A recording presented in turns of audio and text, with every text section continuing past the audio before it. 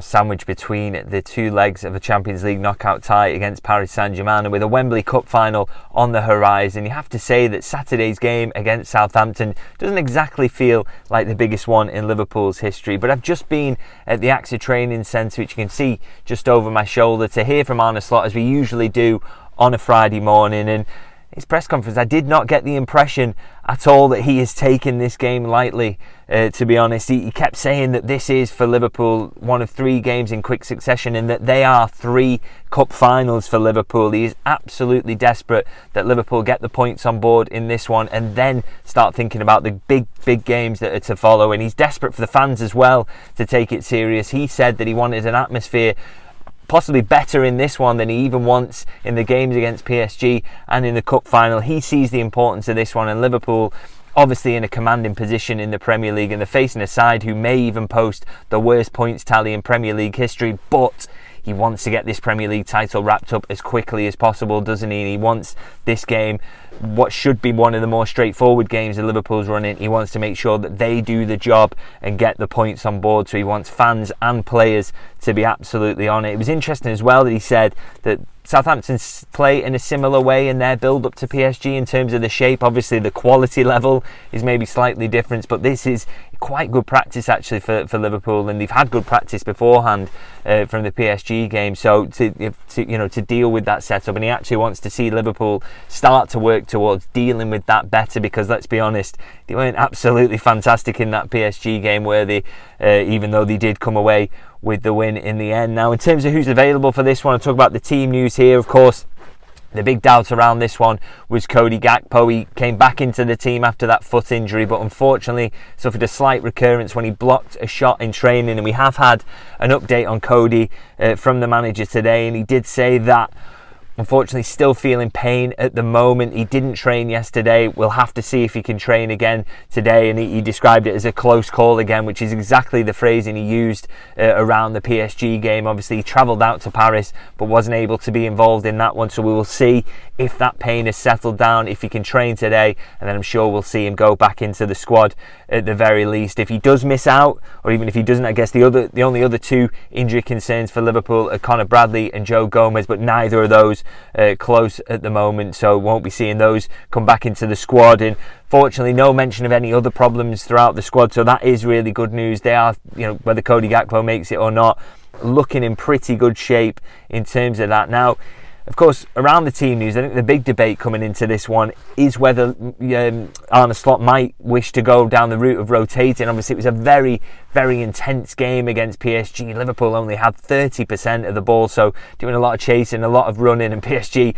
were very, very good at moving them around. And he was asked about that possibility, whether Liverpool might look to rotate, whether he might look to make changes. And he was interested around this. He said, "If I make the choice to play other players, it is because I think it is the best way to win the game tomorrow, and not because I want to rest them for PSG." So his thinking won't be, I need my players or certain players to be fresh for the second leg against PSG. It'll more be based on what they put in against PSG. And say someone who got through a lot of work in that game, I always talk about Dominic Szoboszlai, even though his engine is absolutely relentless, but maybe you would look at, okay, he got through too much work against PSG in the first leg, we need to bring him out here, or he's an injury risk, or he might not be able to put in the right level that we need for this game, and so you make the change there. It won't be about thinking, how do we get them as fresh as possible for the PSG game? And I think that is, of course, the right approach. It's similar to how Jurgen Klopp used to approach these kind of things as well. So doesn't look, I'd say, like we're going to see wholesale rotation, maybe just the odd change here and there, because we're used to that from Arne Slot, aren't we? He doesn't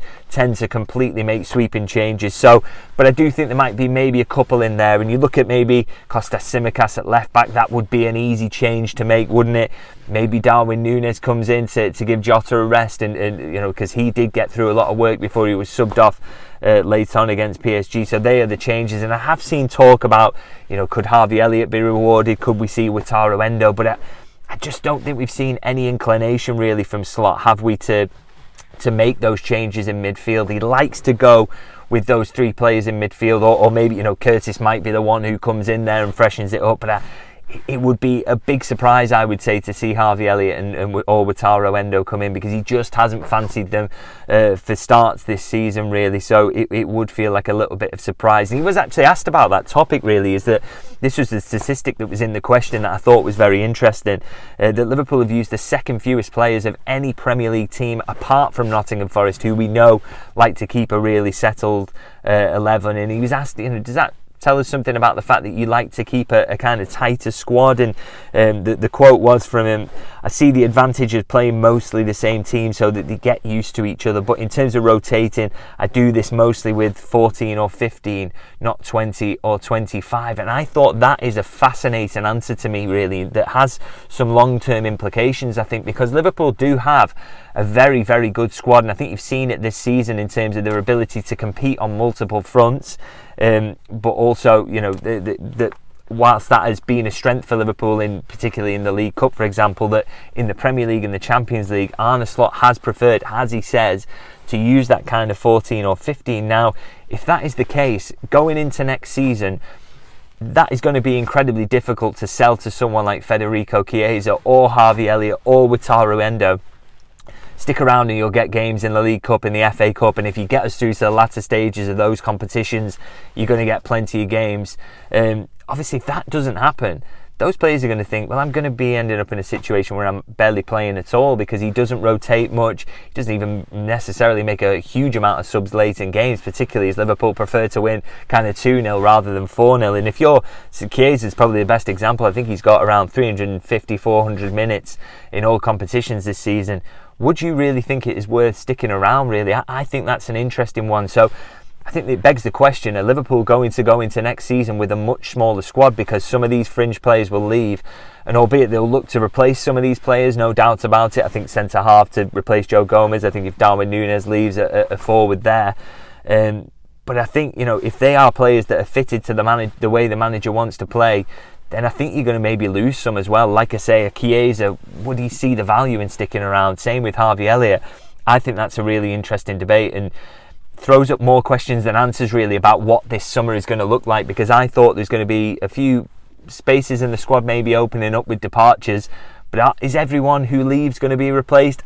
I'm not so sure about that. That is a really interesting debate. Do let me know what you think about that one. I think it has big implications for the summer, really, and big hints from Slot there about actually what he wants this squad to look like. Now, of course, in terms of the injuries, that has been a big talking point elsewhere, particularly amongst rival fans, really, who've decided to deride Liverpool and say that a lot of their success this season has been based on luck. And albeit Arne Slot did admit in this press conference that Liverpool were very, very, very lucky, or really, really, really lucky, I think was the direct quote he said, in the game against PSG. But he was asked specifically, do you think Liverpool have been lucky this season in terms of the injuries they've had, the injuries their rivals have had, and that's kind of opened the door for them to storm away with the Premier League title? And he was interested on this. He said, if you think injuries are only part of luck or bad luck, then we have been lucky, but we've tried to prevent them with a certain way of working. And I think that shows that, he has real faith that it's not just that Liverpool have been fortunate this season, but that the way that they look after the players, that they monitor the minutes, the way that they use them, and the way that they pull them in and out of training is the reason that Liverpool's injury record has been really good. I mean, he was at pains to mention that they have had big absences for Alisson. Jota barely played for big chunks of this season, Joe Gomez, etc. But and he did say, the proof will be in the pudding in terms of, in the long term, can Liverpool keep this injury record up? But he obviously has big faith in the way that his sports science team work, in the way that he manages the load of the players. So it will be interesting to see if he can continue that throughout his reign, or whether a season where injuries start to pile up does come for him. But look, that was one of the reasons that he was appointed, because of the work his team have done in terms of that, and it is absolutely delivering at the moment. But as I say, the big test now will be to see whether Liverpool can sustain that over multiple seasons, and if he does make the squad smaller going into next season, whether they are able to continue that, we will, of course, have to see. But it's an interesting one. Now, do let me know in the comments what you think of all that. What do you think of Liverpool's injury record this season? Have they been lucky? Is it the work that Arne Slot and his team are doing? What would you like to do about the rotation? And do let me know about those summer plans. Do you think we're moving towards a situation where Liverpool let more players go than they bring in this summer? Because I think there's an argument there to say that is a possibility. Do let me know your thoughts on that. And of course, I'm going to ask, as always, to wrap up this video, if you can drop me a like, always helpful in getting the channel out there. I had my biggest month ever last month, actually, and so thank you all for that. I really, really appreciate it. And of course, if you're new to the channel, please do hit that subscribe button as well. That would be massively appreciated. So I'm going to wrap it up there anyway. And of course, I will be at Anfield tomorrow for my post-match review after the Southampton game. So I'll see you guys then.